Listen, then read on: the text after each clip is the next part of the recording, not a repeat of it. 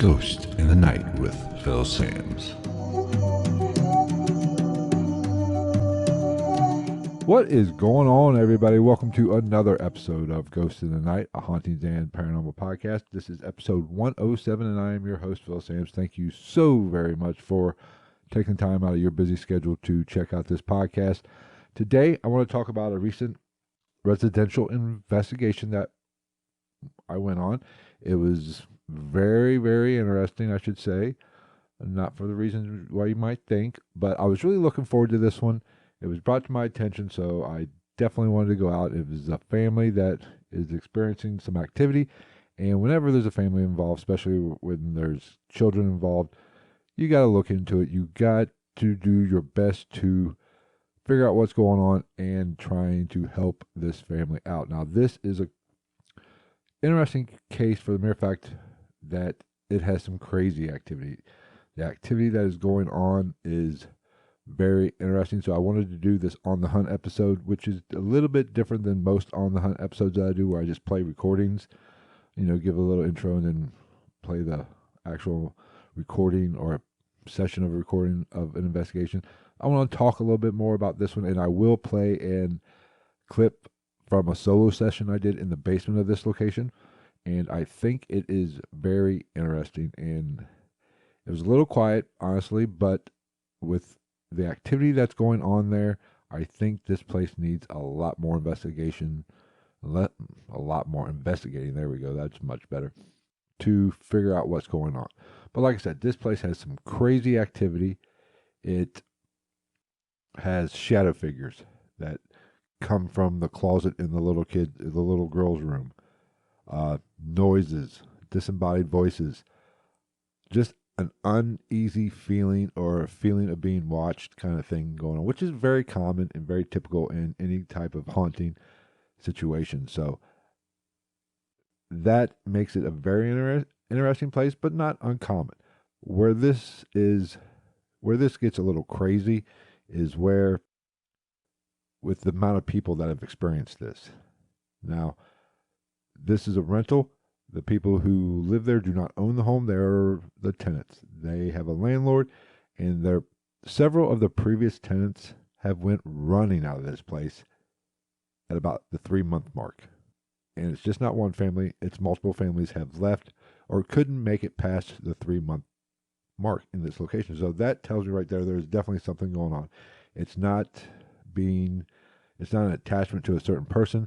When multiple different families are experiencing something, that means there's definitely something going on, and it's just not somebody's crazy or attachment, like I said. So that is why I wanted to get in there and kind of start figuring out what was going on.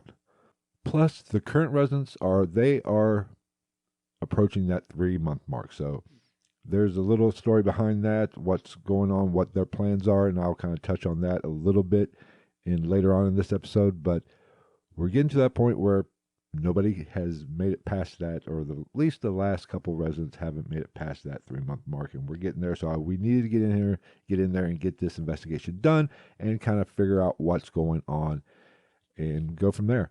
Now, this first investigation, it wasn't a full-fledged investigation. We didn't take all the bells and whistles. We just took me and Frankie, if you listen to the podcast, you know who Frankie is. He's been on here several times. He's the leader or the founder of the group that I investigate with. So it was just me and him. We took minimal equipment, just recorders.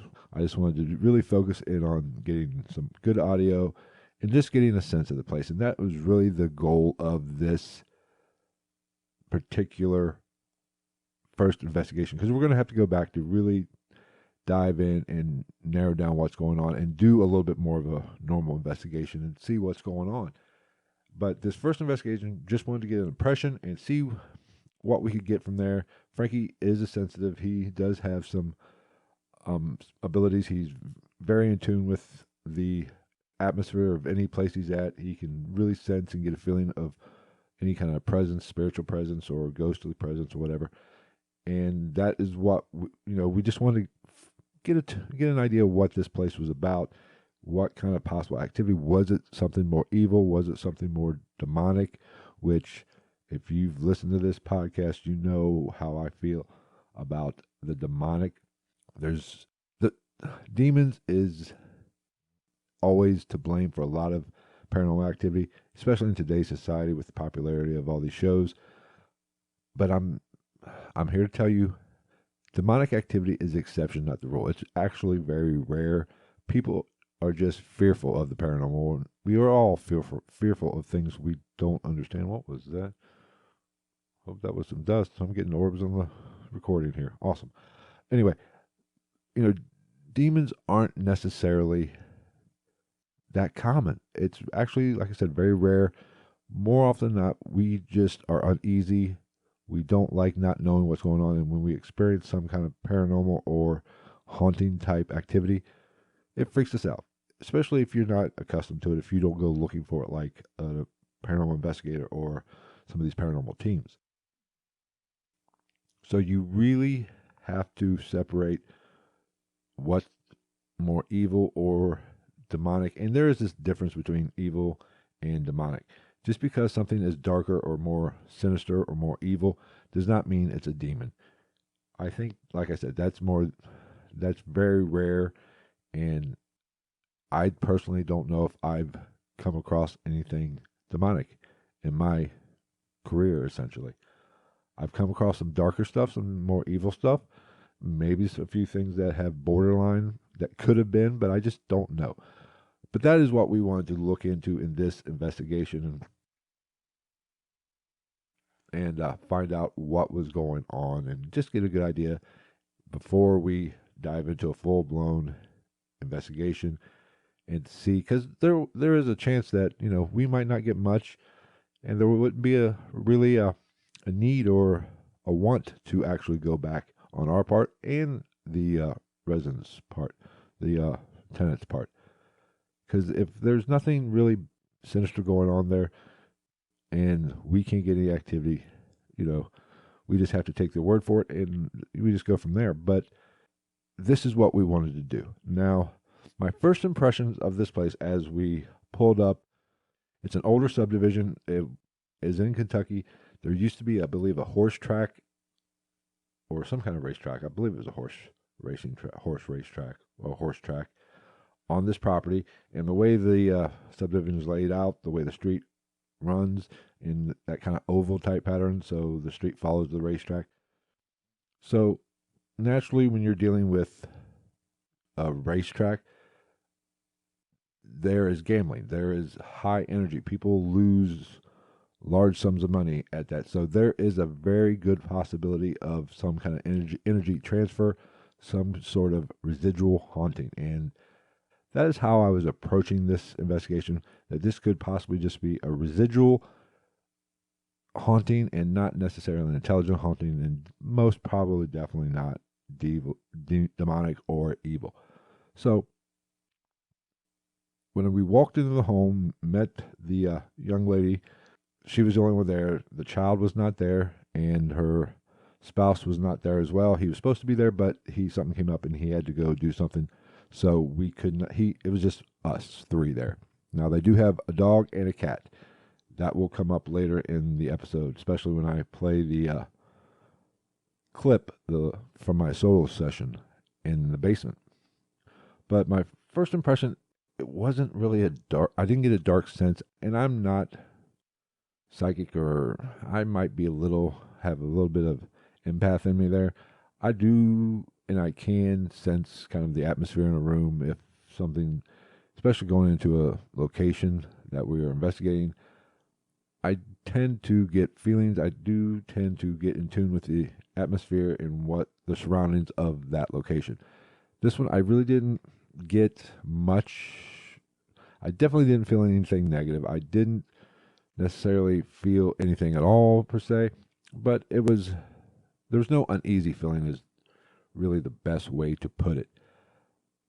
Now, Frankie immediately picked up on, a few spirits or some kind of energy there, and he attached the name Leroy to it. And when I did my solo session, when you listen to that, I did focus that session on this Leroy character or this Leroy possible spirit, and kind of questioned around that, trying to maybe if there was a Leroy there, if he was correct in that, picking that up, maybe I could get a better response and maybe get some interaction from him. So I want to go ahead and play that clip now, and then I will be back. It's only 5 minutes. I just wanted to do a quick burst session, just to kind of do some audio, check to try to get some EVP, or possibly get some interaction for by myself with nobody else there, manipulating or putting their energy into the atmosphere. Just me, recorder. Actually, I had 2 digital recorders, and just asking questions and trying to figure out what was going on. So let's take a quick break. I will play that clip, and I'll be back to kind of talk about it. Maysville basement. First session Sunday.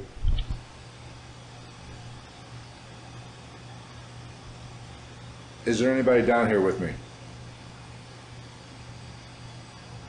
You can speak into either one of these recording devices. You'll see the red light. Just all you have to do is answer me. I'm just here to find out what you are and what you want.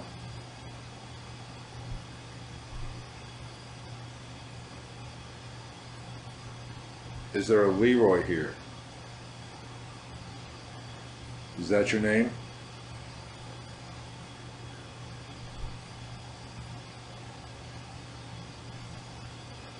Leroy, can you tell me my name?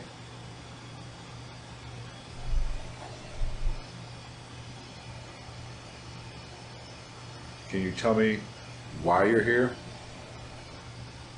The people that live here are very uncomfortable.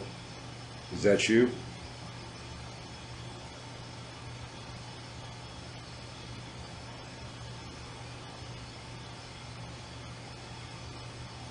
Are you attached to the house?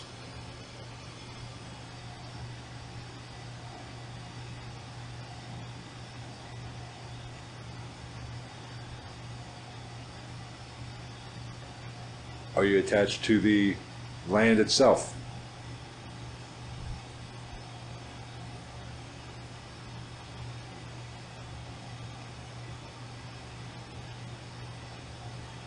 Is there somebody else other than the male Leroy?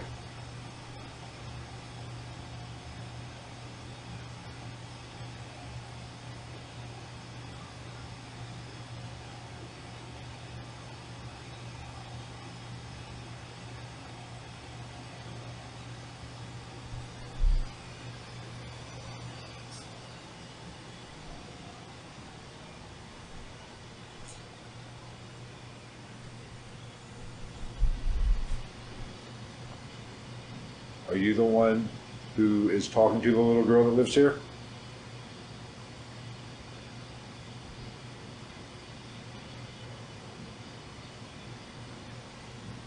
I want to set this recorder right here. You can go speak to it at any time.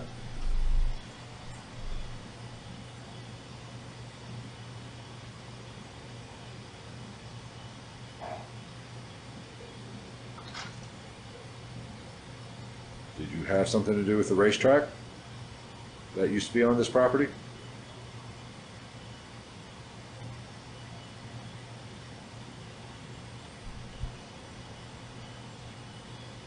Can you tell me the name, or at least, I'll tell you what, tell me how many people are upstairs right now.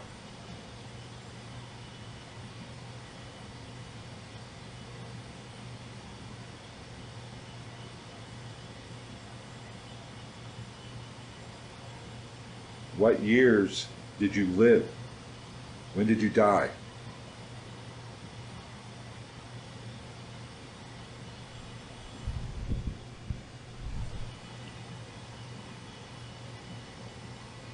Are you here for a particular reason? Is there a reason why you can't let go and why you're still here?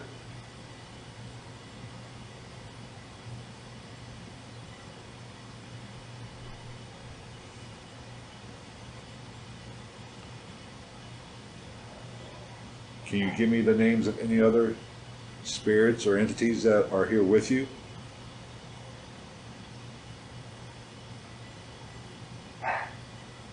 Dog barking.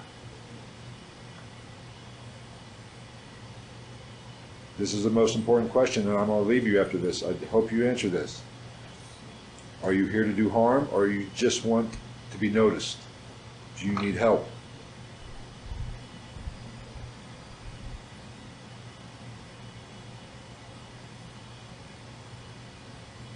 All right, Leroy. Frankie picked up on you. We're going to be here for a little bit longer. Feel free to reach out. Feel free to show us that you are here.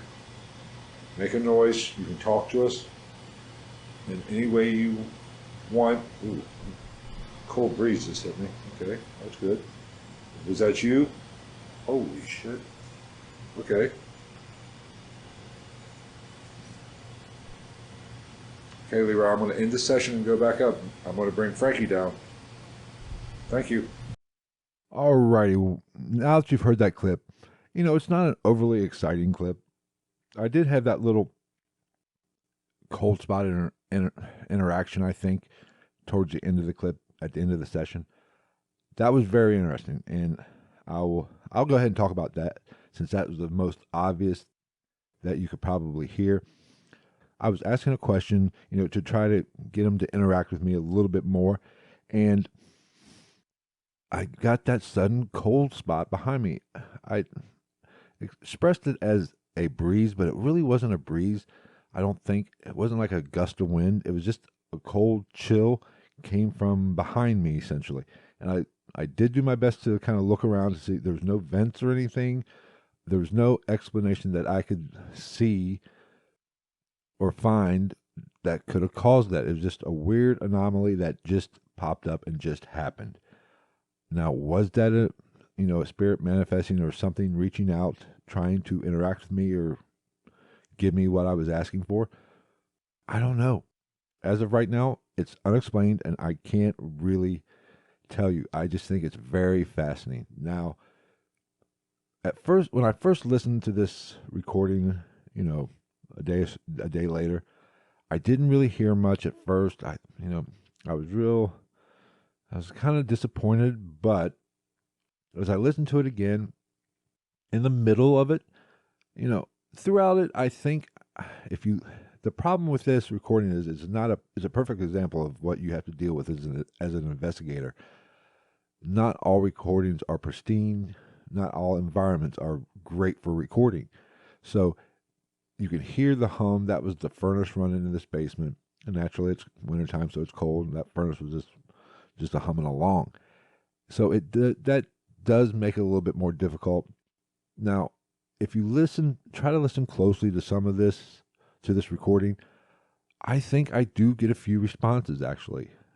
They're real muffled because of the interference with the furnace. And there's a couple questions I asked that I thought I got a yes response to there in the middle. And I can't really say for sure. I'm not going to say it's definite proof or definite evidence. It's just kind of weird. I wish that furnace wasn't on. That would kind of clear it up a little bit more. But I do think there's some responses there. If you heard anything that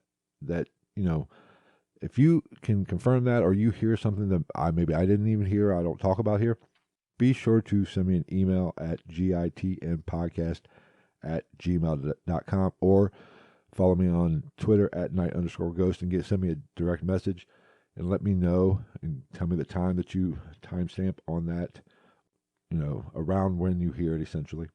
And I'll give it another listen. I'm still continuing to listen to this particular session repeatedly.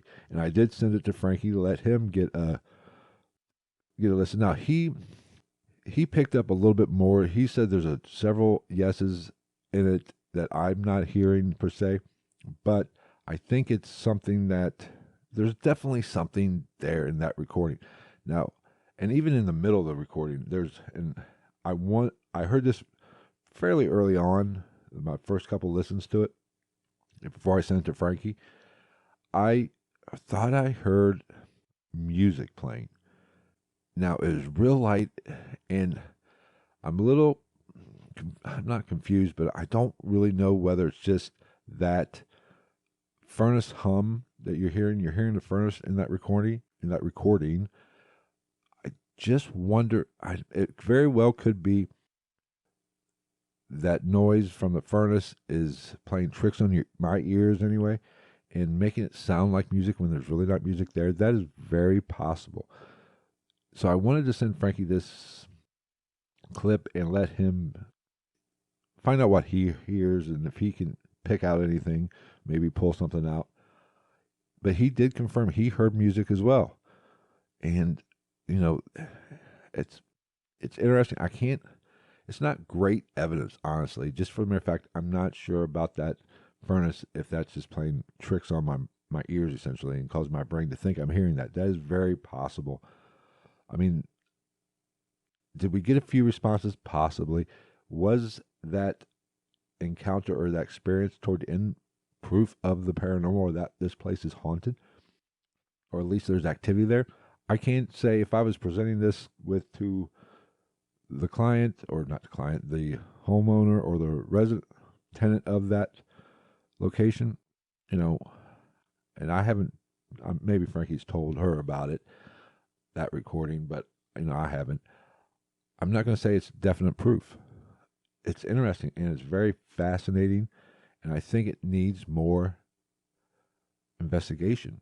Now, after this, we did come back. I went upstairs because I wanted to bring them down, and we did a ghost box session, which yielded some decent possible responses. But it's a ghost box. It is what it is.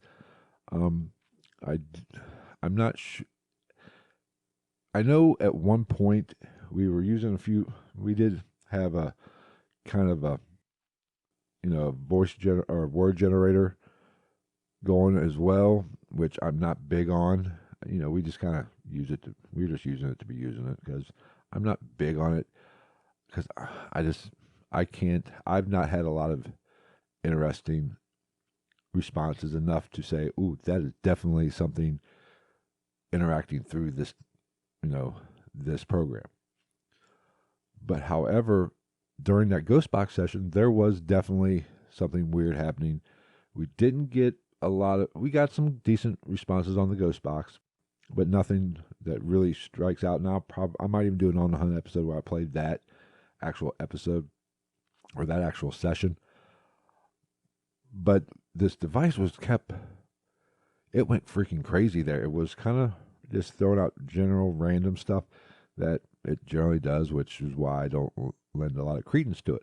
But all of a sudden, and Frankie and I have talked about this, not that I was provoking, but we thought we heard ugly come through the ghost box. So I kind of started questioning around that topic, and all of a sudden that device just started going crazy. I mean, I've never seen it act like this, throwing out multiple words, multiple words at a time, uh, repeatedly. You just going one after one, one after another, one after another, one after another. Now, does this mean, did I aggravate whatever was there? If there was an entity or a spirit there, did I piss it off? This is I don't know. I mean, that is what is so weird about these sessions so far. I I've never seen it do that, which is good in one hand, but it just makes it that much more confusing. But however, it makes it that much more interesting. So I I definitely we have to go back, and we are going back. We've already scheduled a time to in the next 2 weeks, I think. Yeah, 2 weeks to go back and do a full blown investigation with night vision cameras, static cameras, multiple recorders, multiple devices, and see if we can get something. Because the residents of this place are a little bit uneasy, and they are, like I said earlier in the podcast, they're approaching that 3 month mark. And here's what's weird about this situation: the owner of the landlord, I guess, did not really tell them about all this. They've done their own research and kind of talking to neighbors and stuff. The owner has actually come to them without saying anything about any kind of paranormal activity, any kind of possible haunting. He's offered to move them to another place, just out of the blue, out of the random, just randomly move them. And that's interesting because if he hasn't mentioned or they haven't had any kind of conversations about possible activity in this home, why is he doing this? He obviously has to know something's going on or have some knowledge of possible activity with previous tenants basically running out the door before 3 months, not making it 3 months. So he knows something's going on. Now, does he have bigger plans for this place? And my cynical side said, yeah, he knows something's going on and he's going to start, doing type paranormal investigation, charging, that kind of stuff. That's my first kind of go to with this situation. But it's just fascinating that he is offered to move them out, get them another place, save them money essentially, to be, that doesn't make sense. That's not the way businessmen generally operate. They don't, businessmen want the money. Businessmen want the money. So I don't know. I don't think it's a good business model, but it's fascinating and there's more going on there. Maybe we need to talk to the landlord or the owner of the property just to kind of see what they think and what they know about what's going on, because there's definitely something going on behind the scenes and we need to get to the bottom of it. Now, as for the people who are living there, yes, they're not, I don't think they're scared. They're just uneasy. They don't like to be alone in the basement or in other parts of the home. There has been some nights sleeping with the lights on, which is common because we fear the dark. Essentially, most people fear the dark, and they are uneasy in the dark, and that can escalate your mind when it comes to the paranormal, which basically means blow things out of proportion or make you feel like something's there when there really isn't something there. So that people leave the lights on, that's great. But the child is actually the little girl that lives there they've heard her talking to somebody. Now, children generally tend, the theory is they are more open before, the younger you are, you're more open to this just for the mere fact you haven't had people telling you there's no such thing as ghosts, there's no such thing as supernatural activity, and you get closed off. That is a fact. So, is there something in this little girl's room? Now, we did do a session in there. There's some strange energy coming from the closet. I don't know what it is. Now, the shadow figure that has been seen has been coming from the little girl's closet. The dogs will sit. The dog will sit and bark. Bark for no apparent reason, which is not great evidence in itself. Just for the mere fact dogs have such good hearing, they could be barking at something going on down the street. But you put all this together, there is definitely something interesting going on here. There is definitely something possible going on there. However, at no point do I get the sense that there's anything evil, thus far, I should say. Evil. I think it just might be something they're trying to interact, or it just might be a residual haunting. Just like I talked about earlier about with the racetrack. Racetracks and gambling, there's all kinds of energy when people, could have lost a fortune or lost the mortgage or whatever during those days and lost everything because of a gambling problem or because of a big loss, which I don't know of any deaths there. I did ask a question in another session, about did you die at the racetrack? The ghost box gave us a yes, which would lend credence to the fact that there could be some residual type activity there, but I don't know yet. But like I said, I don't think there's anything evil or anything dark there. Definitely not anything demonic. I didn't get that sense, and Frankie didn't get that sense either. So at least the people have gotten a little reassurance that they're not crazy. I don't think they couldn't be attached to them because obviously activity had been going on prior to their moving in, so they don't have to worry about that as of right now. But it is fascinating, and we are going to hopefully get to the bottom of it and kind of figure out what's going on at this location. I don't know. I just think it's deserves more investigation, And I don't think they should be scared. I don't think they should be nervous.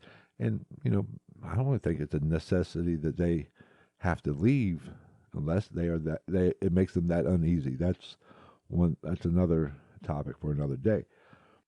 But I'm not I wouldn't be concerned. I'm not telling them you got something serious going on here. No, I don't get that feeling. And like I said, I've been in places where you get that sense, and some of the activity that I've experienced gives you that sense. Ooh, there's definitely something weird, possible, evil, or darker going on. Did not get that here. But like I said, that clip that you heard is pretty interesting. I think it's there. I just wish that it was a little bit cleaner. I wish that furnace wasn't run. Maybe it wouldn't be so murky, and we'd have a little bit more possible responses there. But I think they're there. I do think they're there. So that is going to wrap up this episode of Ghost of the Night. Thank you once again for tuning in. We have switched podcast hosts, so hopefully, I think everything's transitioned over pretty well thus far. There is a new feature that on the page that you'll see in the description, or if you watch the video, I'll put it up on the screen there. But it'll be in the on my social medias if you want to interact with me. This feature, does have where you can leave me a message. So if you have a question, if you have a story you want to relay, it gives you the opportunity to record that, and also I can also share it on the podcast, your actual recording. So it'll say message on the website page. Just hit that. Like I said, it'll be in the description. I believe it's anchor.fm/Philip/Sams, I believe. Don't hold me to that. I should have it right in front of me, but I do not. That is my bad. But that is a new feature. I don't even know if it works. I've never even used it. I don't know. We'll see. It'd be nice to, hopefully, answer some questions, have you ask them and let me answer them. That would be fun, and I would enjoy doing that, and I think you guys would like it as well. So that's going to wrap it up. Like I said, don't forget to subscribe however you listen to the podcast. We are on all the major podcast platforms: Apple Podcasts, iHeartRadio, Spotify, you name it, we're on it. Be sure to like and subscribe however you take in the podcast. Be sure to like and subscribe the YouTube channel for the videos that I do of these podcasts. I got a lot planned for, this upcoming months, I should say. With this podcast host, I can actually start doing a little bit more content and possibly putting out multiple episodes a week like I started to do last year, which, before things got crazy and things got really crazy, I had to kind of take a break and slow down, and then switching the host. It just got crazy with the move and the new studio. So hopefully I'll start doing a little bit more episodes per week. Instead of 4 episodes a month, try to do 6, 7, possibly 8. But we'll see how that all goes. So be sure to, like I said, follow me on Twitter at @night_ghost. Follow the Facebook page at Ghost of the Night. And also don't forget to rate, review, and share the podcast with anybody who has an interest in the paranormal. So till next week, take care, everybody.